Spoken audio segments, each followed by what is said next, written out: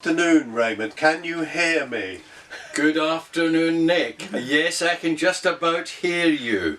I've forgotten my hearing aid, I'm afraid, but I just wanted to say that one of our esteemed viewers who noticed we were sitting a little close last time, we have now parted company, as it were, and you know who you are. I know who you are. We are the requisite. Yes, I hope this is good. I'm sure you'll let us know. Anyway, enough of that. Two things. First of all, hang on, we're alive. Number one. Oh, three things. We're alive. That's the first thing. Second thing is the classic car market.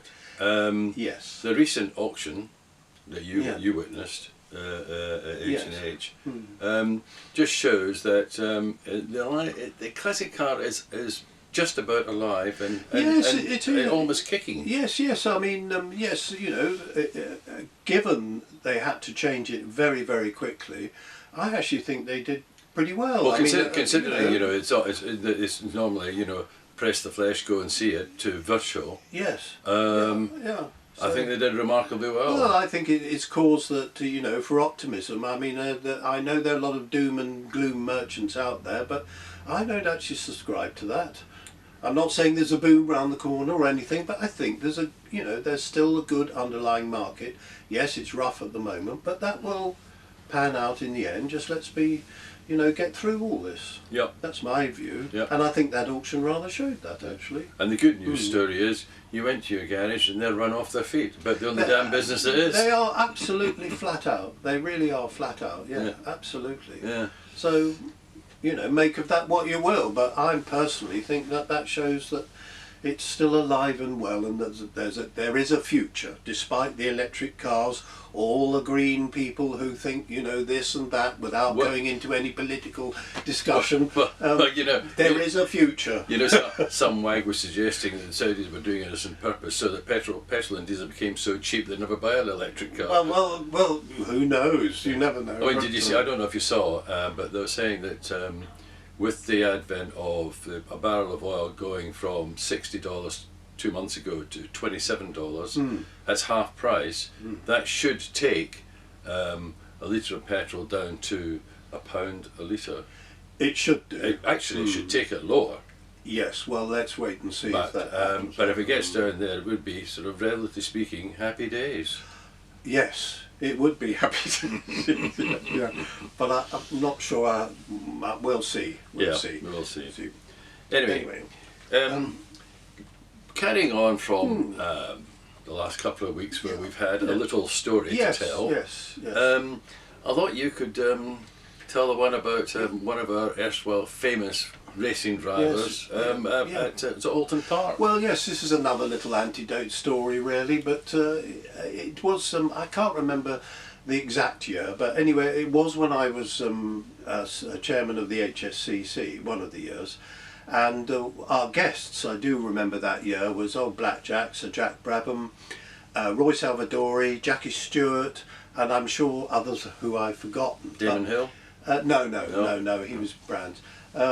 This particular one, unfortunately for Jack, he turned up in a Vauxhall car, and they didn't recognise him at the gate, and they wouldn't let him in.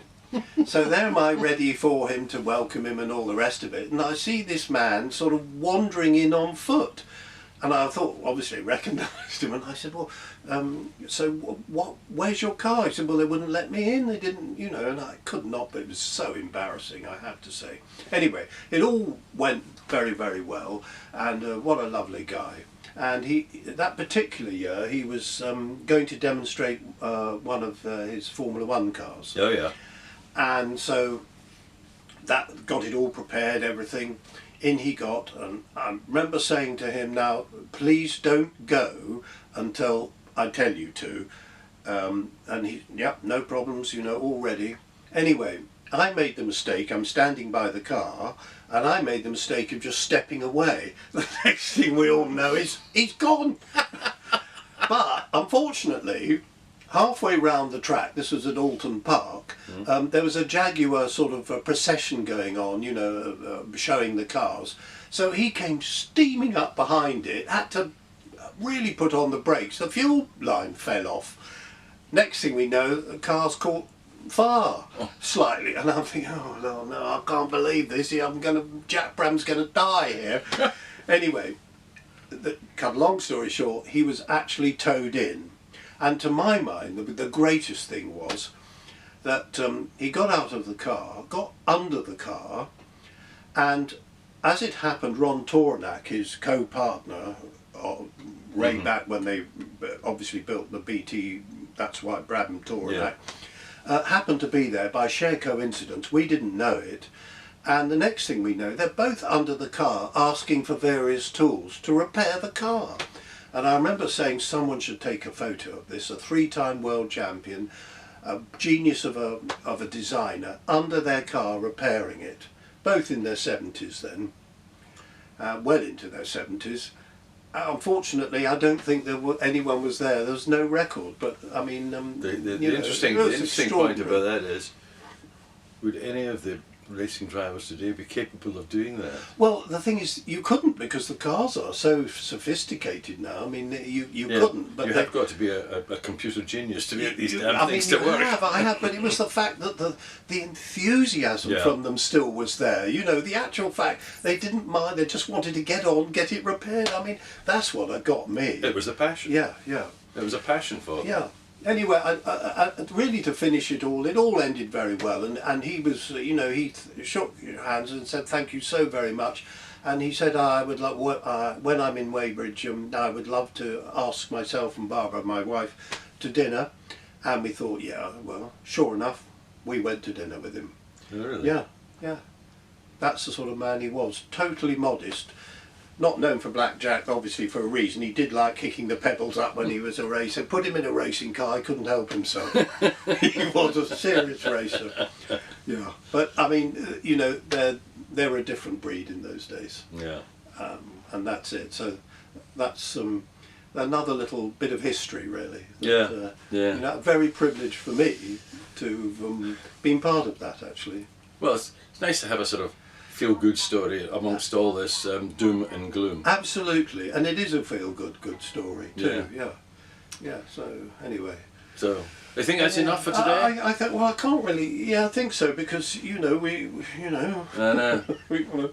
All I can say personally is, well, stay well, keep safe, and we'll see you next week. I think that's what to say. Don't all you? being well, we'll see you next week. Yeah, all I being think. well. Yes. Okay. Yeah.